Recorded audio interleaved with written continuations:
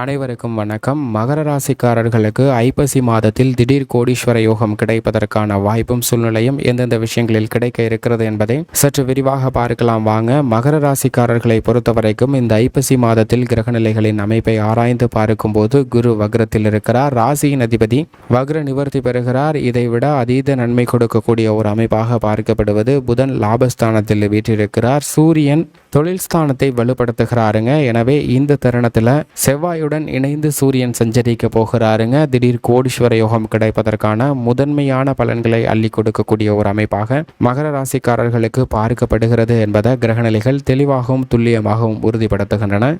திடீர் கோடீஸ்வர யோகம் கிடைப்பதற்கான வாய்ப்பு எந்தெந்த விஷயங்களில் கிடைக்க இருக்கிறது, கிரகநிலைகளின் அமைப்பு எப்படி உள்ளது என்று ஆராய்ந்து பார்க்கும்போது இந்த ஐப்பசி மாதத்தில் பல கிரகநிலைகள் மிக சாதகமாகவும் அதீத நன்மை கொடுக்கக்கூடிய ஒரு அமைப்பிலும் சஞ்சரிப்பது வரவேற்கத்தக்க ஒரு அமைப்பாக பார்க்கப்படுகிறது.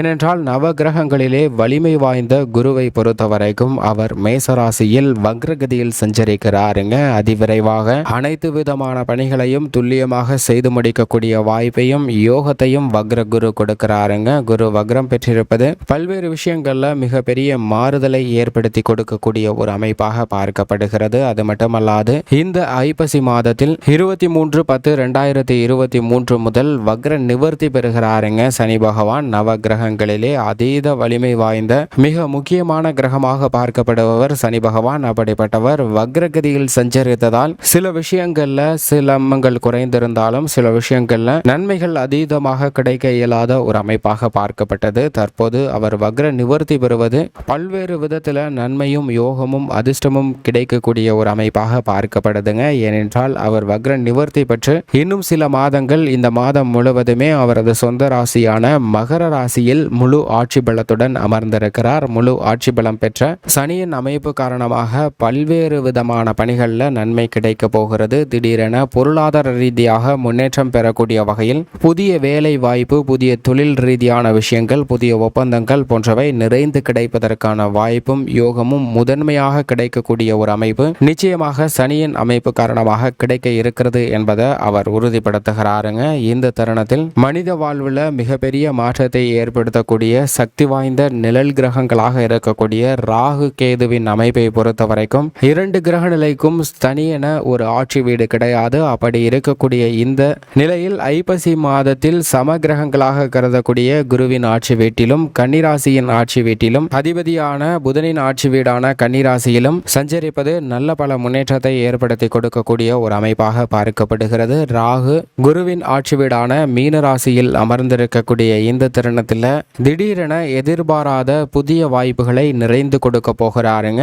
இந்த புதிய வாய்ப்புகள் உங்களது பொருளாதார ரீதியாக முன்னேற்றத்திற்கு உள்ள தடைகளை தகர்த்தெறிவதற்கான வாய்ப்பையும் யோகத்தையும் உருவாக்கி கொடுக்கிறது. மோட்சக்காரகராக இருக்கக்கூடிய கேது புதனின் ஆட்சி வீடான கன்னிராசியில் அமர்ந்திருப்பதால் எவ்வளவு பெரிய இக்கட்டான சூழ்நிலை ஏற்பட்டாலும் தெளிந்த அறிவாற்றலை பயன்படுத்தி மிக துல்லியமாக முடிவெடுப்பதற்கான வாய்ப்பும் யோகமும் கிடைக்க இருக்கிறது. பூமிகாரகன் என்று சொல்லக்கூடிய செவ்வாயை பொறுத்த வரைக்கும் இந்த மாதம் முழுவதுமே துலாம் ராசியில் சஞ்சரிக்கிறாருங்க. செவ்வாய் துலாம் ராசியில் சஞ்சரிப்பது நல்ல மாற்றத்திற்கு வித்திடக்கூடிய ஒரு அமைப்பாக பார்க்கப்படுகிறது. எனவே இந்த ஐப்பசி மாதம் முழுவதும் செவ்வாயின் அமைப்பு காரணமாக மங்களகரமான பல நிகழ்வுகள் நடைபெறுவதற்கான வாய்ப்பும் யோகமும் கிடைக்க இருக்கிறது. புதுமனை புகுதல், திருமண விழா, காதுகுத்து, வளகாப்பு என பல்வேறு விதமான மகிழ்ச்சி நிறைந்த மங்களகரமான நிகழ்வுகளை நடத்துவதற்கு ஏற்றதொரு தருணமாக இந்த தருணம் அமைகிறது என்பதை செவ்வாய் உறுதிப்படுத்துகிறாருங்க. அது மட்டுமல்லாது புதிய நிலம், வீடு, வாகனம் வாங்குவதற்கான அதிர்ஷ்ட யோகத்தையும் அள்ளி கொடுக்கக்கூடிய ஒரு அமைப்பில் செவ்வாய் சஞ்சரிப்பது பல சிரமங்களை விளக்குவதற்கான வாய்ப்பை உறுதிப்படுத்தக்கூடிய ஒரு அமைப்பாக பார்க்கப்படுகிறது. இந்த தருணத்தில் சுக்கிரன் நவம்பர் 1ஆம் தேதி வரை சிம்ம ராசியிலும் அதற்கு பிறகு 2ஆம் தேதியிலிருந்து கன்னி ராசியிலும் சஞ்சரிக்க போகிறாருங்க.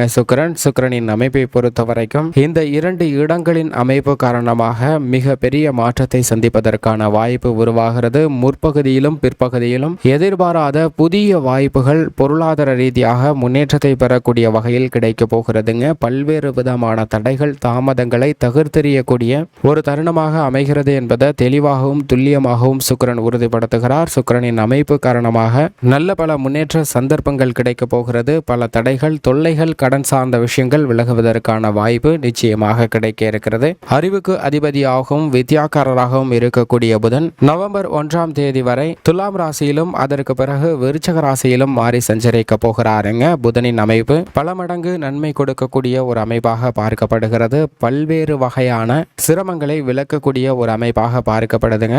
அதிலும் ஐப்பசி மாதத்தின் முற்பகுதியில் எதிர்பாராத நல்ல பல முன்னேற்ற வாய்ப்புகளை நிறைந்து கொடுக்கக்கூடிய ஒரு அமைப்பில் சஞ்சரிக்கிறார். சூரியனின் அமைப்பை பொறுத்த வரைக்கும் இந்த ஐப்பசி மாதம் முழுவதுமே துலாம் ராசியில் அமர்ந்து சஞ்சரிக்க போகிறாருங்க.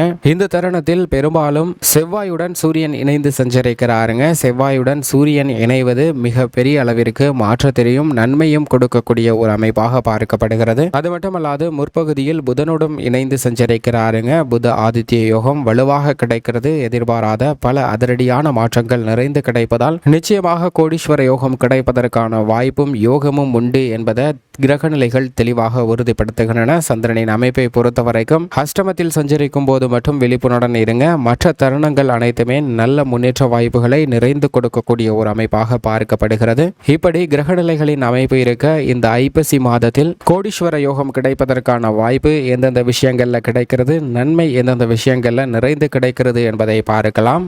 மகர ராசிக்காரர்களுக்கு குடும்ப சூழ்நிலையை பொறுத்த வரைக்கும் இந்த தருணத்தில் அர்த்தாஷ்டகஸ்தானத்தில் உள்ள குரு வக்ரகதியில் சஞ்சரிப்பது நன்மை நிறைந்த ஒரு அமைப்பாக பார்க்கப்படுகிறது. குருவின் பார்வை 8, 10, 12 ஆகிய இடங்களில் கிடைப்பது அஷ்டமஸ்தானத்தால் ஏற்படக்கூடிய பாதிப்புகள் விலகும். தொழில் ரீதியாக இருக்கக்கூடிய சிக்கல்கள் விலகுங்க. விரய செலவுகள் கட்டுக்குள் வரும் என்பதை குருவினுடைய பார்வை மிக தெளிவாகவும் துல்லியமாகவும் உறுதிப்படுத்துகிறது. ராசியின் அதிபதி இந்த தருணத்தில் ஜென்மராசியில் வக்ர நிவர்த்தி பெற்றாலும் கூட பெரிய அளவிற்கு சிரமத்தை ஏற்படுத்த மாட்டாருங்க. ஏனென்றால் ராசியின் அதிபதியான சனியின் பார்வை 6, 7, 10 ஆகிய இடங்களில் கிடைக்கிறது. 6ஆம் இடமாகிய ருணரோக சத்துஸ்தானம் வலுவுள்ளதாக மாறுவதால் கடன் சார்ந்த தொல்லைகள் விலகும், ஆரோக்கிய தொல்லைகள் விலகும், மறைமுக எதிர்ப்பு தொல்லைகள் விலகக்கூடிய ஒரு தருணமாக பார்க்கப்படுகிறது. தொழில் ரீதியாக சில நன்மைகளை நிறைந்து பெறுவதற்கான வாய்ப்பும் யோகத்தையும் கிடைக்கக்கூடிய ஒரு அமைப்பாக பார்க்கப்படுகிறது. பூமிக்காரகன் என்று சொல்லக்கூடிய செவ்வாயின் அமைப்பை பொறுத்த வரைக்கும் செவ்வாய் மிக வலுவாக அமர்ந்து சஞ்சரிக்கிறாருங்க.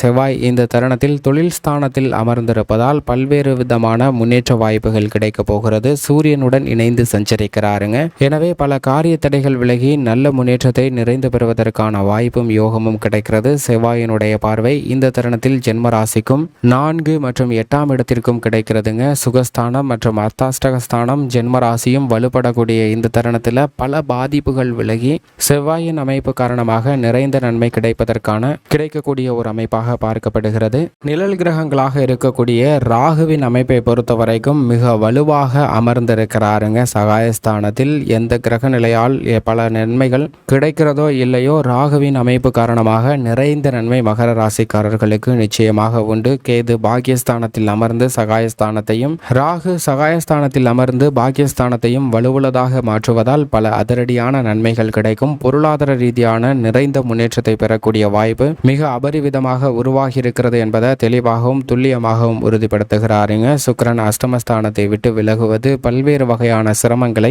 விளக்கக்கூடிய ஒரு அமைப்பாக பார்க்கப்படுகிறது. எந்த காரியத்தை கையில் எடுத்தாலும் அதில் நிச்சயமாக மிகப்பெரிய அளவில் நன்மை நிறைந்து கிடைக்கும். அது மட்டுமல்லாது புதிய வாய்ப்புகளில் தொய்வு இல்லை என்பதை உறுதிப்படுத்துகிறார். மேலும் இந்த தருணத்தை மகர ராசிக்காரர்கள் மகிழ்ச்சி நிறைந்த ஒரு தருணமாக மாற்றிக்கொள்ள வேண்டும் என்றால் நிச்சயமாக வாரத்தில் சனிக்கிழமை விரதமிருந்து அருகாமையில் உள்ள சனி பகவான் அல்லது பெருமாள் அல்லது ஆஞ்சநேயர் ஆலயம் சென்று வழிபாடு செய்யுங்கள். நிறைந்த நன்மையும் முன்னேற்றமும் நிச்சயமாக கிடைக்கும் என்பதில் சந்தேகமே இல்லை.